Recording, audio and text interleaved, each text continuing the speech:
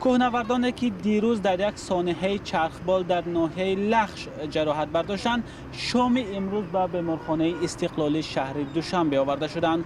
در قطار کوهنوردان روس اینچنین یک سرنشین تاجیک چرخبال که در این حادثه زخمدار شده است نیز در این بیمارخانه قرار دارد و آن قسمت بیمارخانه که کوهنوردان در آنجا بستری هستند زیر نظارت قطعی کارمندان مقامات انتظامی قرار دارد و آنها برای از همه گونه صحبت با خود کوهنوردان و هم با طبیبان جلوگیری کردند و حتی به ما اجازه ثبت هم ندادند.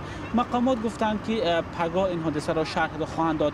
اما حالا در مجمع تندرستی استقلال خیش و تبار کوهنوردان و هم سرنشین چرخبال در اینجا حضور دارند. در نزد بیماران و هم طبیبان زیادی از دیگر بیمارخانه هم به اینجا جلب شدند که اطراف بیمارخانه خیلی طبیبان زیاد دیده می شود و ظاهرا برخی از کوهنوردان شاید جراحی میشن که طبیبان با لباس های جراحی با اونجا در آورا میکردن. حالا معلوم نیست که احوال کوهنوردان و سرنشین تاجیک چگونه است و اینچنین به نزد آن قسمت بیمارخانه که کوهنوردان حالا بستری هستند شخصان نیز دیده میشوند که با لباس های ماتمی در اینجا حضور دارند و دقیق گفته نمیتونه، اما تخمین زده میشود که در اینجا شاید جسد 3 کوهنورد روس و 2 سرنشین تاجیک نیز به اینجا آورده شده باشند. خب حالا وضع سلامتی کوهنوردان معلوم نیست، طبیبان به ما یگان خیلی معلومات ندادند در این باره و گفتند که پگاه در این باره جزئیات بیشتر خواهند داد. مولا رجب یوسفی، شادمانی یتیم،